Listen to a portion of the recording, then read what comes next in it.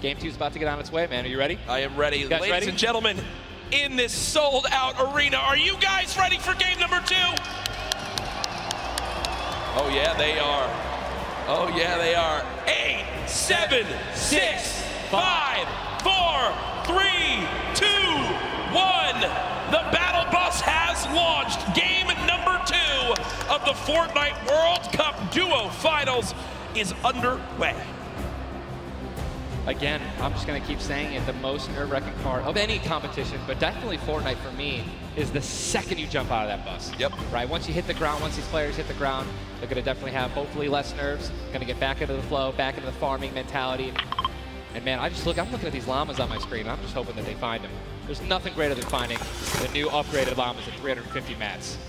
Dude, they're insane. And they're everywhere. And look, wait, can we look at the map? Look at the north side.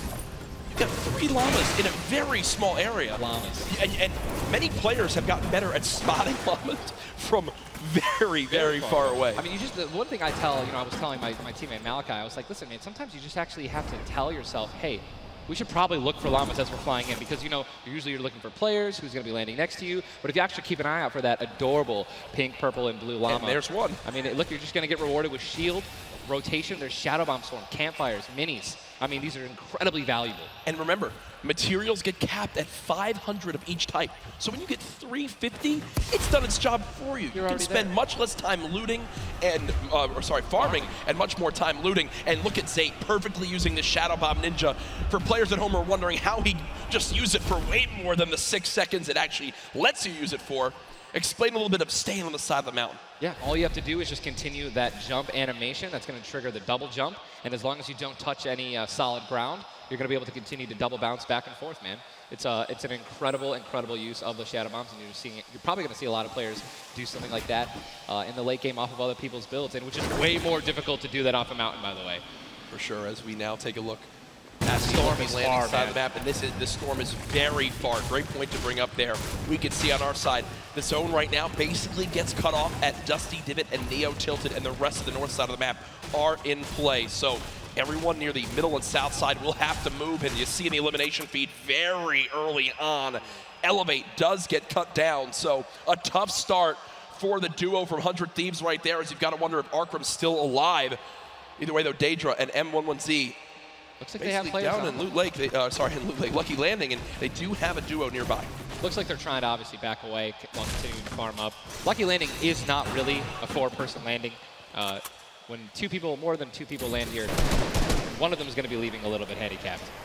And Yu Wang in a fight right now, popping that last big shield, so all of his damage that he will take from now on will be permanent unless he gets an elimination and gets... Look at how good these stink grenades are right now. Scram and Mexi have lost so much HP off the start of this one, just from getting ticks. The spray does come on through. A third party, though, beginning to shoot down on a Yu Wang. So another player putting their attention towards this fight. Trying to line a side at Snobby, but KBB does go down. It's now Yu Wang all by himself, and no materials left, Ninja. He can't even take a wall. They're really, this is an abysmal position to be in. Yu Wang knows that, trying to fall back to his teammate to maybe sneak a revive, but I just don't see. A lot of these players really are kind of hesitant, you know what I mean? They don't necessarily want to push. There is a third party now. They don't have a lot of shield. Are they going to get it off the right play? They're going to push forward. Yu Wang, no shield. And he's going to get the double! He's going to get the double and the revive on KBB. And there was some delicious shockwave grenades that just slid down the ramp. Yu Wang takes them down. The 4 builds left. I believe there was some help. The shots that came in from that third team getting nearby, which weakened them at first. Yu Wang gets the cleanup on the last one right there. What a swing for the duo. Shot does come in onto Keys, though, as another fight going down just outside the desert side of the map. Keys and Slacks up against 2. Running out of materials already, and guess what? These guys are at the farthest point of the storm. Yep. So this is not, they can't afford this fight, right? The longer this takes, they're not going to be able to get materials. They're going to be burning all the materials in this fight right now. So they're definitely going to need these elims to make up for it. That was and he took the knock on Landjock. And Landjock and Punisher went down early last game as well, and it looks like Landjock will suffer the same fate here. Upgraded combat shotgun, you know he's going to take that. Punisher trying to make some plays here. Still, now it is a 2-on-1 situation. Just need to play the numbers advantage. And again, Storm is about to start moving, so they're going to have to make some plays sooner rather than later. No ammunition. Very few builds. Minimal no build. shield. This spells disaster, and Punisher goes down, and there's the frustration in the player camera right there. Slacks and Keys, 2 quick eliminations. But you mentioned they can't afford to do that. It takes so much time in that fight. They've got to go very far still. Now over to Neo Tilted, Clicks and Skeptic in a fight. Got some shield. Doesn't necessarily want to use this mini to only get a 10. And he looks like he's trying to obviously take some ult, help his teammate out. No, he's getting taken. With the trap kill, he's going to get the knock. Unbelievable, incredible plays. Bad Sniper goes down, and now he's continuing to branch out. When you guys are in fights like this, you always want to do exactly what he's doing right now, which is branch out, continue to build these little 1x1s with pyramids, try to confuse your opponents of where you actually are healing up. Skeptic, just 8 builds left. They're trying to stay alive right now. They do have the number advantage. Clicks has time to pop 1 mini, and it looks like they're going to go for it right now. They've made the conscious decision to try to build out, but no. They back up for a moment. Finally gets a shotgun. Yep. Shotgun picked up. Grenades now as well. They want to go for the second elimination, and we take the, oh my god, we got some track talk. Did he just take the L in real life? Did he just take the L in real life? Homie, this is land. This dude's going to come over. No, I'm just kidding. 40? But the stinks come on in. Stinks coming in, 22 health left, Campfire down, he has. Oh, and look who's here! Third party, hello! Look who's here! NA puts up the take the L, and EU says, no, no, no! This is the World Cup, baby! I'm gonna show which continent is best. Mitro and Mongrel, full HP, and they storm roll through. Dual ins for Mitro, Clicks still right plays there. Down low. Wow, incredible. Let's look at that kid. Gold Scar, Gold Combat, Heavy Shotgun, or I'm sorry, Heavy Sniper Rifle for taking opponents' walls. Look at, they're just stealing and bum rushing, and that's going to be it. And there's no shot right there. Skeptic, you saw, hey, putting on a show. I love it. The man does YouTube for a reason. But then also a fantastic player. I think speaks a little bit too soon. Aiden now on your screen. Does knock 1. Hasn't finished the elimination yet, so still will gain 50 HP if he can get the full. There it is. Now a 2 versus 1. Aiden and Sean. Look at how weak Sean is, though, Ninja. Sean has absolutely no health. A little bit of shield. Hopefully we're going to drop some minis here. Aiden being the good team that he is. I'm sure he's calling it out right now. But it is also a 2-on-1, and they don't know, we don't know how weak this guy is right now, but if he is weak, they're going to look to try to trade. And there's a double shotgun shot for over 21 white. Players no shield left. They're going to try to put the pressure on. Sean has no health, and look how aggressive they're being. They're both one hit. They can actually trap. They're going for it. They're saying, you know, you would have thrown the trap down by now. They're calling and there it is. And look at the take from Aiden. The jump out to the side, and they'll be rewarded with shields, with materials. And look, Aiden actually, there was 2 big shields. Yeah. Aiden's got the full health. That's incredible, man. You see the stats so far in this game. Aiden has done 434 damage, has taken 312, and he's near backup to max health. I know Aiden is a crowd favorite here. Every time the camera goes on, there's a big cheer from this sold-out arena. For those of you guys who do not know, the Storm Circle is about to update right now. We just saw our second one, forcing everyone out of the north and east side of the map. And also, guess what? Every single llama was found. Yep. All 5 llamas have been found, so we have some probably high material players right now. A lot of rotation. Oh my god, I can't even. Freaking out, man. You're getting into it. Looks right like now. a lot of people. I love it. Yeah, we're looking around. They're all gone. There's only 1 airdrop that's left, which means a lot of players. It's very difficult, man. Going for airdrops is super risky, but it looks like everyone at the World Cup here is taking their chances. And what's kind of funny with this zone, as you see it on the bottom right side of your map, the slipstreams are there to basically help everyone get from the southeast, east, and south side of the map easily into this zone. So if you kind of sit outside and wait for players to move in from the slipstream, you might be able to deal a lot of damage. And remember, you might think, oh, well, there's no way you're going to get that elimination. I'm not even talking about that. I'm saying free damage for Storm Surge when that comes into play, because it is going to happen very, very soon here. We're about a minute away. It literally looks like we've been watching that action. But there's 84 teams, 84 players left still. Yep. I guess that's a testament to our observers backstage. Great stuff to them. Sizlucky does take a bit of storm damage right there. Chug splashes in the inventory. And Ninja, like a dolphin. Chug splashes have came into this game and they've completely taken competitive by storm. Are they the best healing item currently in this meta? I think that, there's a lot of items that get added where, not everyone is all unanimous about it, right? Some people do not like it. But let me tell you something about these splashes. I don't think I've ever seen more positive, reactions from an item being added than when Chug splashes were added. I mean, nothing but positivity on Twitter. It was absolutely incredible. I woke up to some delightful posts. Delightful Just some delightful posts. Yeah. Those of you guys who don't know what they are, each one splash. They come in packs of 2. You can stack up to 6. They give you 20 health or shield, whatever you're missing. And they're instant. You throw them down to the ground, and they can be used to heal you and your teammates around you, as well as, if you really want to be a troll, your enemies that you've knocked. Here are Mongrel and Micho in the zone, and you talked about this inventory. I'm going to come out and say it right now. There is no way someone in this lobby has a better inventory than what Mongrel has right now. And when you come into this, they were already in your top 3. So they're in a position right now, Ninja, where they have a pop-off performance right here. With only 6 games being played after the first 2, they could be your leaders. Absolutely. I mean, they were only 2 points away from first, man. Yep. And they didn't even win the game. And Mongrel went down early before placing points were even rewarded. So Sean in another fight with Quentin and his squad. Sean trying to take some walls here. And he's out of light ammo. Out of materials. And he's out of materials. So he can't even spray right now. Yep. The only thing you can do is spray an AR, and that's not really going to be effective against top players if you're actually trying to take walls. Well, the player tried to drop a trap down low to bait Aiden, but Aiden does not fall for it. This seasoned veteran trying to cover his back. Players beginning to spray on through. Stink bombs dropping, and there's one of them. Another shot comes in. Gets his shield. That's why he went for the thirst. Yep. And grabbed the mats. 365 mats now. He is, or more than that. He's got. Gotta get out of the stinks. They've got to get out of the stinks. So weak 2. Look at how weak they are. And don't they can get both Sean and Aiden. I think that's exactly what they should. They split up. Now he's trying to take them one by one. He's getting pushed by more than one person. Quick reaction from Aiden, but this looks like it could spell disaster for the duo. Damage dealt 639. He does go down, though the quick edit comes through. Making plays. Now it's up to Sean. Can he clutch it? Only 2 HP. Got some minis. Picked up some ammunition now for his minigun. But looks like Spades is just way more healthy. And obviously there's 3 other players who are around him as well. So what's he going to do? Looks like he's going for high ground. Smart play, but he's on a mat. Oh, no, he does. He's got wood. He's good. Yeah, we both freaked out. Going to put himself in a nice pyramid. For those of you guys who don't know what a brick or a metal pyramid. Big thing to note. Look at his zone. He has to push. That's it. He has to push.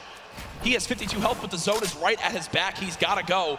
Don't even worry about Storm Surge. They're 446 aside as well. Has a shot, and he's going to be taken down. I mean, that's just the worst position to be in any competitive game, is being weak, low materials, low health, and being forced to push in. Every time you watch Aiden and whoever he's playing with, they are always the most aggressive, it appears. Yes. If you remember the famous moment, I think for me, arguably one of the most famous moments in Fortnite competitive history was the Nick Merckx and Aiden duo, where they made it into the big bonus about a year ago. Oh my God. And a crowd popped off. Well, they're always scrappy getting into eliminations. Here, the stat popped up for a second. Aiden and Sean had done 680 damage in the game. The average in the lobby was 80. They were 600 above in this lobby already. Unfortunately, though, when you fight that much, there's a higher chance of you going down. Speaking of potential fights, here's Sizlucky and Brush, who we saw earlier on in the last game at Fatal Fields struggle to stay alive. Now in another tough spot, as they're both low on shields and low on health.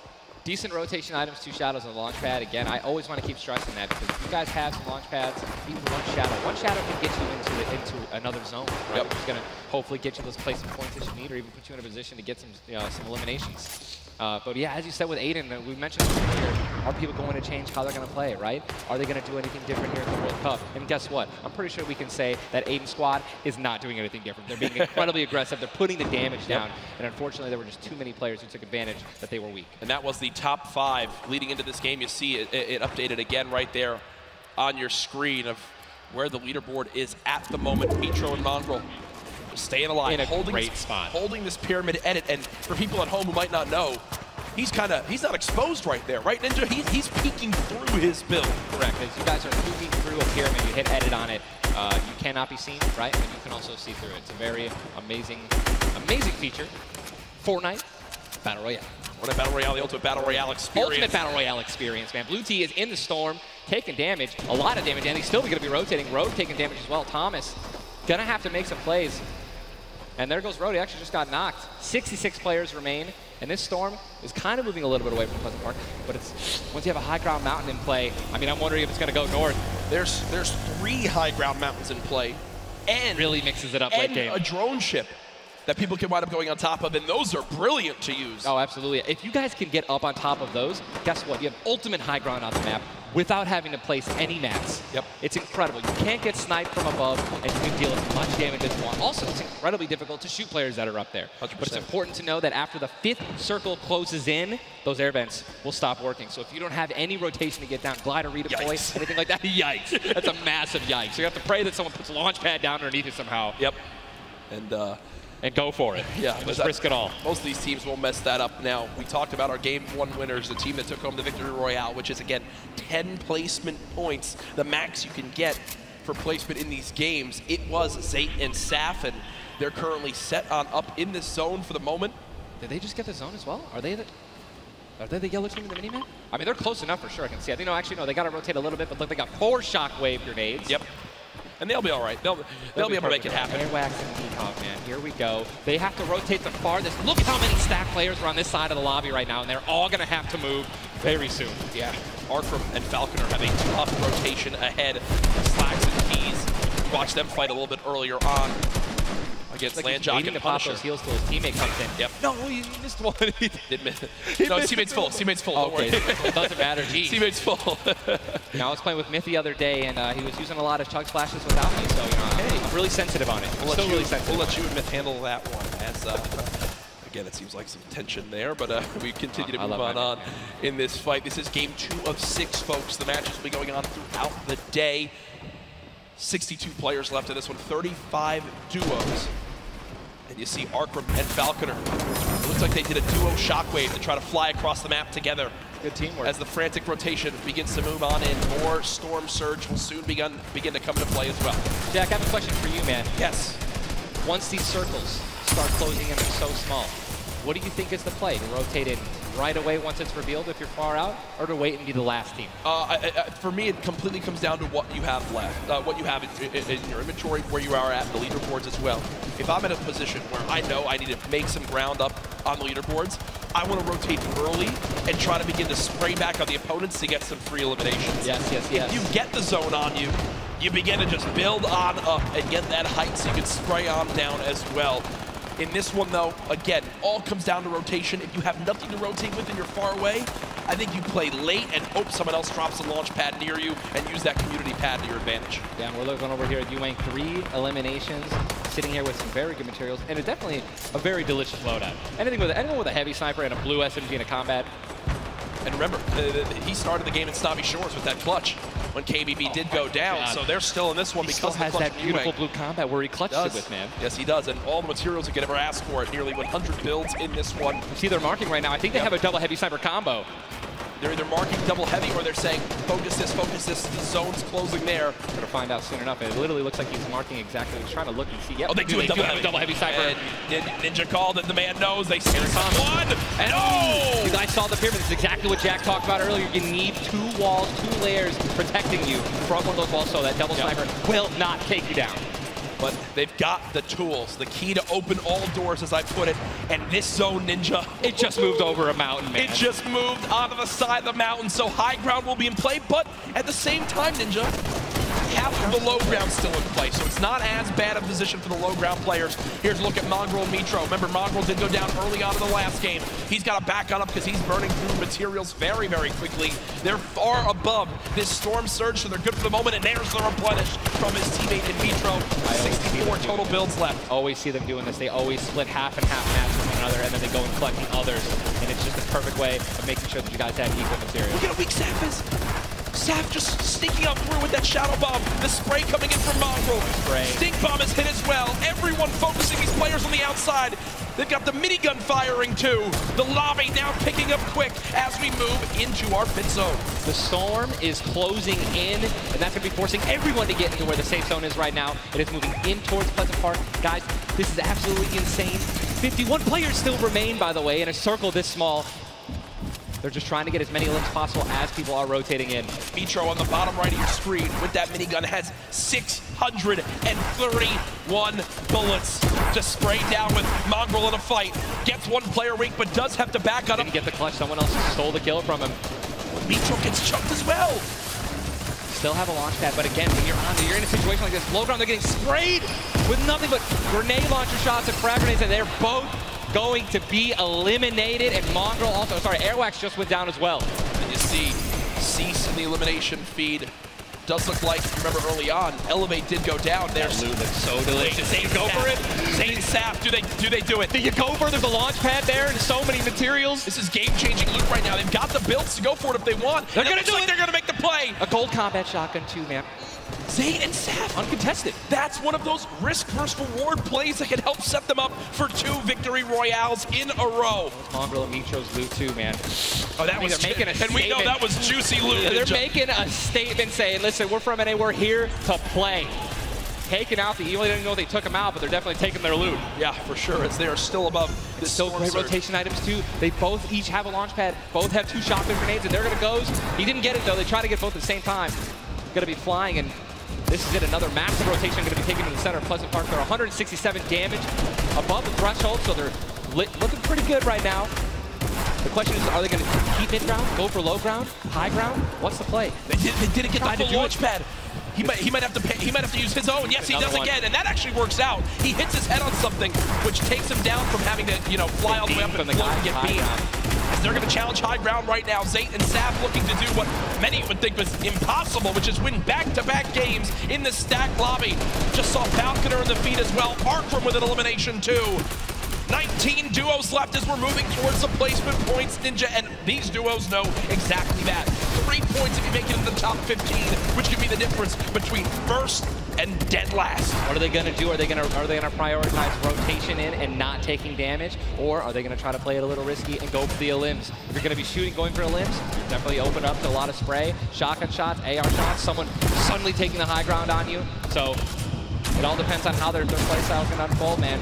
Many more duos remaining in this game, unlike the last one. Zayt with another elimination right there on a KBB. You got Snappy and Red Rush on the high ground, and Saf over the play. The high ground goes to the high ground. Take, will he get it? He's gonna get it. He has it. Zayt's got high ground. Zayt has high ground as they go to try to push for 2 victory royales in a row.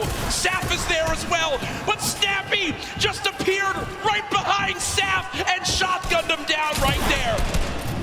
Zayt right now is going to have to concede to the high ground, giving it to Snappy. And he's just going to have to stay alive as long as possible, try to get some placement points. He is obviously a talented player, top player. He can definitely make something happen, and I'm interested to see what he's going to do. Cease has been by himself since the first moment of this game when Elevate went down at 98 players remaining, and he's somehow still alive. There goes Mega. You've got Darox and Item on the low ground. Vorwin getting chopped down as well. Zayt with about 100 HP. Uh-oh. Here comes Vinny and Zexro. They're trying to challenge for the high ground. Keys right now being held in the storm with 5 elims. He's going to be eliminated from the back. Zayt taken down as well. Snappy still with the high ground. Zex and Vinny and TSM crew looking good, and they're going to take it. They just took high ground. Snappy gave it to him. And they just got the high ground. Great use of the shockwave as well. Vinny as well as Zexro on hype for the moment. 5 eliminations so far. They're putting their names in the hat for potential victory royale in this game. Go down, right? They want those elims. Forward now with eliminations back to back. 4 players left in this one. Zexro and Vinny spraying from the high ground. It's a 2 versus 1. The player right on the edge of the zone. The shockwave into the air. And he's going to drop on down to hype for the moment. The spray coming on in. It's not enough. Zexro and Vinny. TSM takes game 2 with style. Both alive. You love to see it. The victory royale and 7 eliminations. Look at that. Vinny's hyped and Zexro looks like he was stunned. They forgot his fries on a fast food order. Why am I thinking about food? Oh my, Jack, it's pretty expected at this point, but God. It's on brand. 2 NA teams have taken game 1 and game 2, and honestly, I think that we can all say that the teams hyped up the most have been even. Guess what? Mongrel and Mitro, man, they've also been performing well. They still have so many points from eliminations. Yep. Oh man, what a great shotgun shot. They were perfectly in sync. They're even jumping and shotgunning at the same time. Vinny, pop off, man. You love the pop off. So hyped. Zexro's about to start cranking 90s or default dancing in the lobby. Like he's trying to talk about literally what are they going to do in the next game. Yeah. Like that's what that focus is. That reminds me, I've been in this situation before. He grabbed his hand and shook it for himself, man. That's a top teammate, man. Great synergy. What a start to today's competition. The energy in here is insane. I am looking around and there are thousands and thousands of people filling up the Arthur Ashe Stadium live from New York City. Again, my name Jack Courage Dunlop, joined by Tyler Ninja Blevins for what is the first ever Fortnite World Cup Finals. $30 million on the line this weekend. Millions will be tuning on in from across the world. There's so many ways to watch, and we're just 1/3 of the way done with today's action, and it's already been fantastic. I don't even want it to end, man. I could be here all night. These games are incredible. Yep. And just listen, if you guys are watching at home, you guys want to be here, right? You guys want to be competing. Take notes. Yeah. Watch these players. Watch how they build. Watch the fights that they take, the way they rotate. And we'll see you guys here next year, man. Well, guess what? Game number 2 ended with style with the North American duo of Vinny and Zexro taking it there on the floor with none other than Jordan Fisher. Thank you so much, Courage. I appreciate that. NA showing up and taking care of business. Games 1 and 2, Vinny and Zexro with a fantastic in, both together, which is an incredible thing, right? Walk me through the just in-game for you guys. So the comp's kind of hectic because of all the noise, but we're just really good at playing together.